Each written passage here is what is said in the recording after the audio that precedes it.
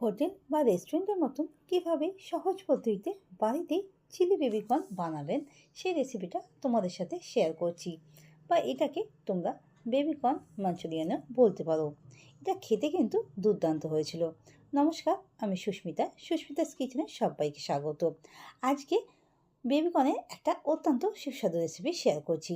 এর জন্য 200 গ্রাম বেবিকর্ন নিয়ে নেব। এরপর একটা বাটির মধ্যে বেশ কিছুটা জল নিয়ে নেব, আর তার মধ্যে যে বেবিকর্নগুলো ছিল সেগুলো দিয়ে দেবো। সামান্য কিছুটা নুন অ্যাড করে দেবো। এরপর গ্যাসের মধ্যে হাই ফ্লেমে 2 থেকে 3 মিনিটের জন্য স্টিম করে নেব। বেবিকর্নগুলো যেহেতু একটু হার্ড হয়, তো একটু সেদ্ধ করে নিলে একটা ভালো ভেতর থেকে সফট একটা ব্যাপার আসবে। তো যতক্ষণ না জলটা ফুটে উঠছে ততক্ষণ আমি গ্যাসে বসিয়ে রাখবো। যখন জলটা ভালো করে ফুটে যাবে 2-3 মিনিটের মতন এইরকম স্টিমে রেখে দেবো। এরপর জলটাকে আমি ঝরিয়ে একটা জায়গায় রেখে দিচ্ছি। তোমরা চাইলে আগেও বেবিকর্নগুলো কেটে দিতে পারো, কিন্তু আমি সেদ্ধ করে নেওয়ার পর কেটে নিয়েছিলাম। দেখতেই পাচ্ছ বেবিকর্নগুলো সেদ্ধ হয়ে গেছে। আমি চামচ দিয়ে চেক করে নিচ্ছিলাম। এই স্টেজে বেবিকর্নগুলো আমি জল থেকে তুলে নেব। তুলে একটা স্ট্রেনারের মধ্যে রেখে দেবো। সবগুলোকে একইভাবে স্ট্রেনারের মধ্যে রেখে দিয়েছিলাম, আর একটুখানি ঠান্ডা হতে দিয়েছিলাম যাতে একটু ঠান্ডা হয়ে গেলে কাটতে পারি। এরপর একটা প্লেটের মধ্যে রেখে দিয়েছি। একটা ছুরির সাহায্যে বেবিকর্নগুলোকে একটু ডায়মন্ড শেপে কেটে নেব। তোমরা চাইলে রিংও করে কাটতে পারো, কিন্তু আমি কর্নগুলোকে ঠিক এই সাইজে বা এইরকম শেপের কেটে নিয়েছিলাম। তো সব বেবিকর্নগুলোকে একইভাবে কেটে নেব। এই রান্নাটা কিন্তু খুব সহজভাবে তৈরি হয়ে যায়, আর এইভাবে তৈরি করলে একদম পুরো পারফেক্ট হোটেল বা রেস্টুরেন্টের মতন টেস্ট আসবে, কথা দিচ্ছি। সবগুলো কাটা হয়ে গেছে, রেখে দিয়েছিলাম একটা প্লেটের মধ্যে।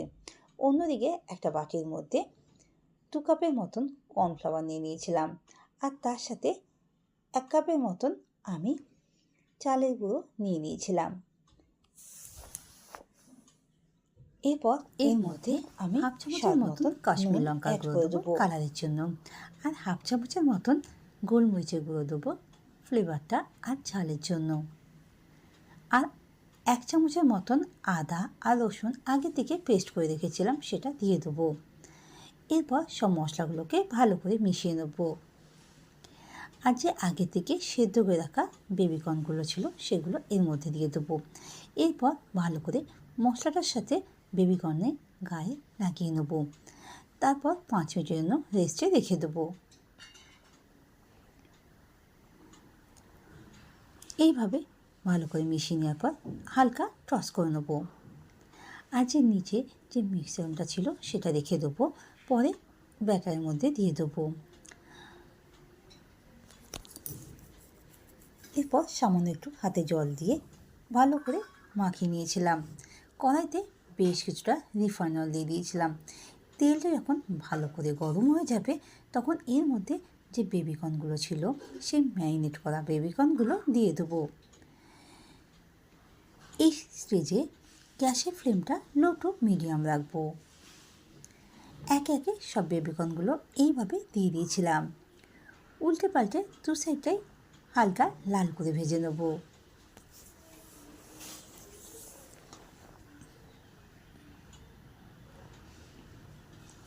দেখতেই পাচ্ছ কালারটা কেমন আস্তে আস্তে চেঞ্জ হয়ে যাচ্ছে। যখন এক সাইডটা হালকা কালারটা চেঞ্জ হয়ে যাবে তখন উল্টো দিকটা উল্টে দেবো। বেবিকর্নের 2 সাইডটাই উল্টে পাল্টে এইভাবে ভেজে নিয়েছিলাম যাতে একটা ক্রাঞ্চি ব্যাপারটা ভালো করে আসে, তাই জন্য। এই সময় আমি কিন্তু আগে থেকে একটা ক্যাপসিকাম লম্বা করে ঝিরি করে কেটে নিয়েছিলাম, সাথে একটা টমেটো ঝিরি করে কেটে নিয়েছিলাম। সব বেবিকর্নগুলো ভাজা হয়ে গেলে তুলে একটা জায়গায় রেখে দিয়েছি। আর কড়াইতে যে এক্সট্রা তেলটা ছিল সে তেলটা রেখে দিয়েছিলাম, সামান্য একটুখানি তেল অ্যাড করে দিয়েছিলাম। তার মধ্যে 3 থেকে 4টে রসুনের কুচি অ্যাড করে দেবো।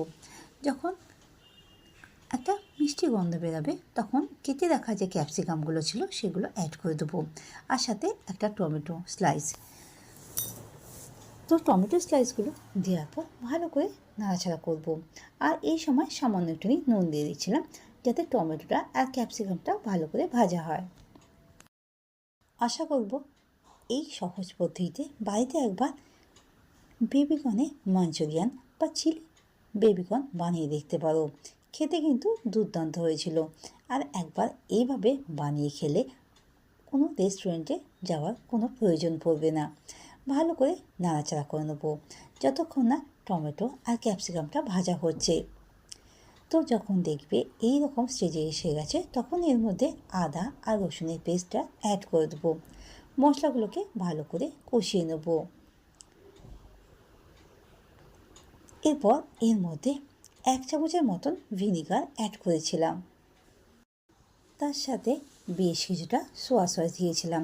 এটা যেহেতু একটা চাইনিজ ফুড, তো তার জন্য সোয়া সসটা দিলে বেশ কালারটা বেশ আলাদা লেভেলের আসে। আর বেশ কিছুটা আমি টমেটো কেচাপ দিয়েছিলাম। সব মশলাগুলোকে বেশ কিছুক্ষণ ধরে এইভাবে কষিয়ে নিয়েছিলাম।